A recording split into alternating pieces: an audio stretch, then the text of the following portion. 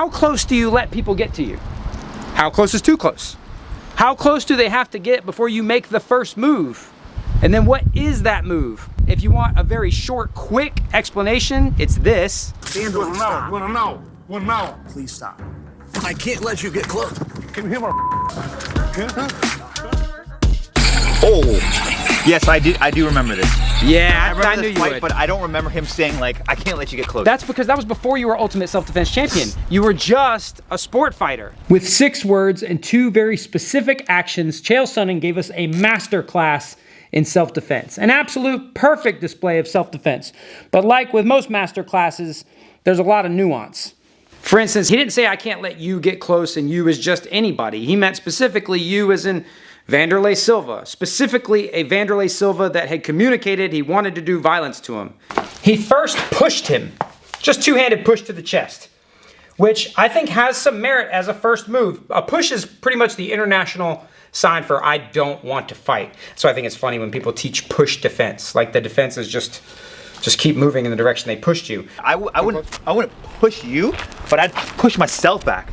Yeah. Like if you're moving forward at me, yeah. I'd push myself back. Yeah. To keep that distance. Yeah, that's a little guy thing. You know that because you've had to push. I can't push on big like Brandon. Yeah, but Chael, you know, Chael's got the biggest arms in Westland, Oregon. He could push people away. The second thing he did was adopt a real fighting stance. Like he got ready to fight. He recognized danger, he did something about it, and then he mentally and physically prepared himself for danger. Perfect. A lot of people will see warning signs that someone wants to hurt them, or they may have even already hit them and they'll ignore it, which is pretty dumb. Like, someone's threatening you or gonna hurt you, you should do something about it. But what should you do? Is it a push? Is it a punch? Is it something else? Is it kick?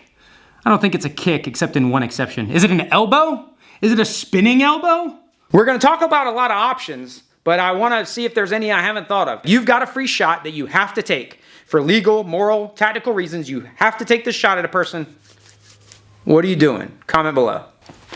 First of all, we gotta draw a line somewhere, like how close can they be? The standard police reactionary gap that's taught in the academy, if there's no other factors, is 6 feet, roughly both people arm's length. But that's not always realistic. Sometimes people are gonna get closer to you than that. It's just gonna happen, despite what all the commandos in the comments say about never letting anyone get close. The other issue is, sometimes what if you wanna hit someone that's further than that? Like, what if they've made it clear they wanna hurt you and then they're further than that 6 feet? Like, what can you do? Now, this thing I'm playing with is the sponsor of the video. This is a tripwire perimeter alarm from 5th Ops.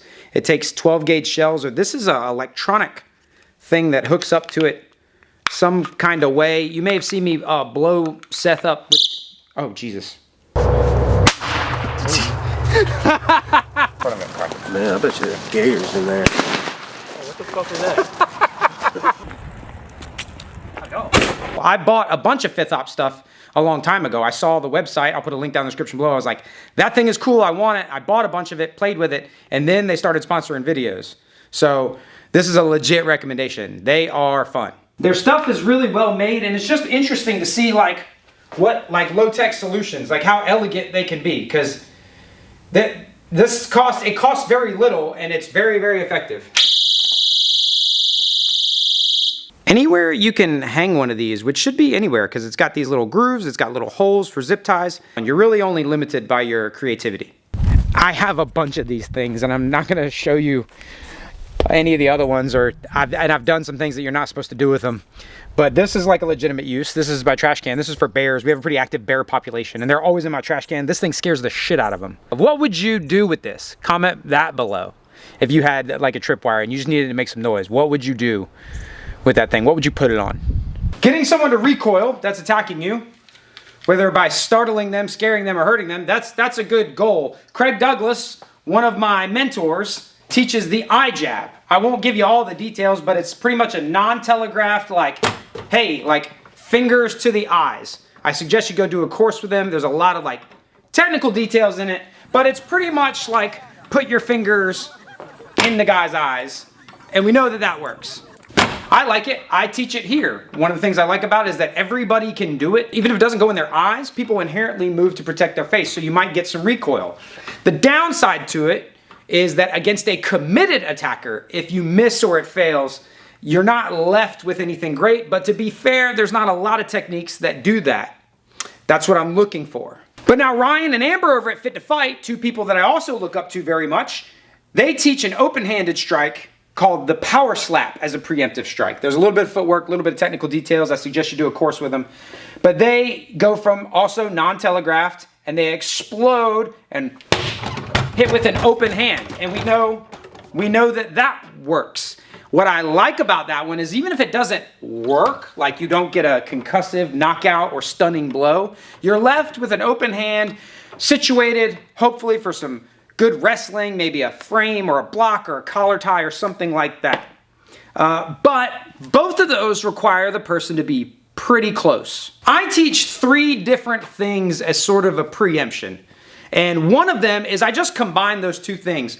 When Nate and I took Craig Douglas's course on the eye jab, our jabs in boxing got better because we were throwing them from a non-telegraph. And then the footwork that Ryan and Amber showed to kind of cheat your way into a already turned over position for their power slap I liked. We took both of them and basically it's just a straight right hand, nothing fancy, but we do it from kind of a non-threatening posture and we do it from no telegraph, like with our hands low. Like we don't go like this and then like that. It starts from here and we just send it. The problem is it's not the most powerful strike. Good news is to knock people out, especially people that are standing flat, you don't need much. So we usually just preface this that when you send the right hand, you need to follow up with whatever your thing would be. The downsides to this are, it's a closed fist strike, which I'm not opposed to. The optics might not be as good on it as those first 2 techniques if you care about that sort of thing, but it doesn't have a and then what? Because we're boxers, kickboxers, Muay Thai fighters, and MMA fighters here primarily. So we would throw a right and then you would kind of know what you were gonna do based on information you have from your opponent or maybe like habits you have, habits they have. You would have something you would do. And like for me, it would be right hand, bop, bop. And then I get my little hit confirms there and then I'm deciding what I'm doing. That's just my exit strategy. It doesn't really have a and then what. And it also sort of requires you to be pretty close. So we thought about the front kick as a preemptive strike. Boom! Just snap that thing out there. Boom! Put it in his chest. Kick him in the dick. I don't care. Do something with it. I don't love the front kick as a preemptive attack. I know that sounds weird because it's my favorite thing in the world and I've done it. And I've done it successfully, like in real life. I just don't love it. It's not for all the lame, boring, reductive reasonings that people say don't kick in a street fight, that's bullshit. You can kick in a street fight, you can kick in self-defense, you can throw the first hit in self-defense, and the first hit can be a kick. The only time I really love the front kick as like the first hit is when a committed person is communicated to you from a distance that they're gonna hurt you and is coming at you. But yada, yada, yada, foot off the ground, off balance, blah, blah, blah, blah. If your front kick is good, you don't have to worry about any of that. Link in the description below to my front kick course. So this one is only great if you know what they're doing. You have to have information and know what they're doing and what their intent is. What's something that we could do that doesn't require really knowing anything? Establishing grips is probably the 3rd thing that we do preemptively. If someone's encroaching on our space and we've not yet decided to strike them, or maybe we didn't think about it yet, or maybe we're caught by surprise, getting a good grip, either like grabbing them by here or like a cross grabbing them like this. That's probably like the preemptive grips that I like to take. It played out recently in a course I did at Craig Douglas's where I wasn't quite sure what a person's intent was. They got too close. I didn't decide to hit them for better or for worse. Maybe I should have. But I just established grips and then wore them out with the dirty boxing. Sometimes shit happens. People get close. They get a hold of you. If they are in this like what if we're like close? What is it? What is it? Is it an elbow? There's a good case for elbows. If your hands are already on a person, knees and elbows almost certainly seem like the best types of strikes. But even if you're close and you're not holding on to them, elbows are great. And there's even been cases of spinning elbows as preemptive strikes having success. But I was not satisfied with any of these because none of them had a built-in exit strategy. My friend Jeff Chan, professional MMA fighter, YouTuber, and Ultimate Self-Defense Championship Season 1 champion, is the king of exit strategies. This guy, his whole style, his whole curriculum, everything he does and teaches centers around managing distance and then getting in safely if he wants to, and then getting out safely. Like, that's his whole thing. So I was looking at one of his signature techniques. I don't know what, I think he calls it a darting punch. And I said, that might be the ultimate self-defense technique. It's a specific way you throw your right hand, that darting cross. Show us that. So, well, the darting cross or the committed cross? This is the only part of either of those techniques I ever see, Jeff. So please tell me the rest of it. Okay, so the darting cross, I push off my rear leg and my left leg comes forward. Boom. So I can close a lot of distance. See how my right leg slides forward. So again, we're very far. I can close a lot of distance by loading up my rear foot, pushing off, stepping with my left leg. The committed cross is slightly different. If I stepped in, you're naturally going to step back. So now if I throw my tip across, I can't hit you. Not even close. So from here, maybe you can hold the target so I don't hit you. And see, I naturally had to kick because I need an exit plan. The issue with committing with the cross is you sacrifice your technique for power and reach, but you get off balance. So say I didn't do that little exit. If I went like this, boom, boom, I get countered, I lose my balance. But if you know the rules, you can break the rules, which is, what's that little saying you say all the time? Advanced striking is just beginner mistakes, but you do them on purpose. And there's a lot of them, a lot of them. Check the footwork, it looks wrong. So I step, you want the committed or the darted? Whatever. Committed. Come at me, homie. One, you step back. So that's me not knowing how to, you know, like it's awkward if you don't know how to exit. It's awkward. I leave myself off balance. But the exit here, we got two exits. 1, 2, boom. That's one. Or 1, 2. Back to square one. And you are never, do it one more time, slow, check it out. Super slow. If I'm out of range of this, he's out of range of me. If I hit him, boom, I'm further off. The cross double step low kick is my signature move. I use it all the time.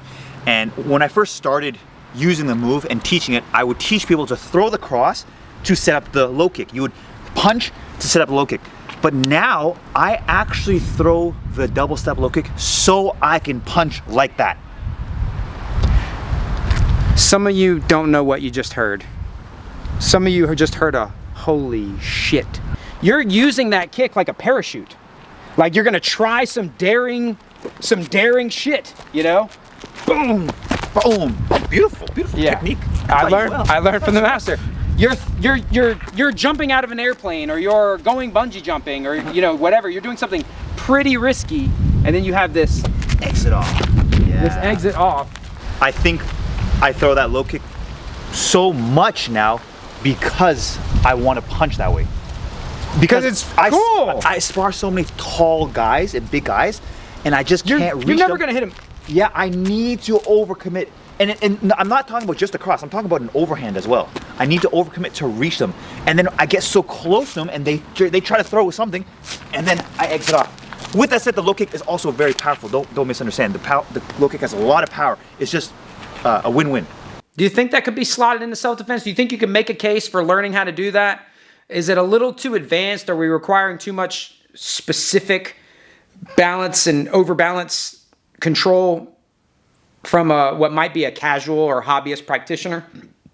Like if you're good enough to do that, you might already be good enough to do whatever you want. I don't know. But link down in the description below to Fifth Tops. Go get you one of these. This thing is fun.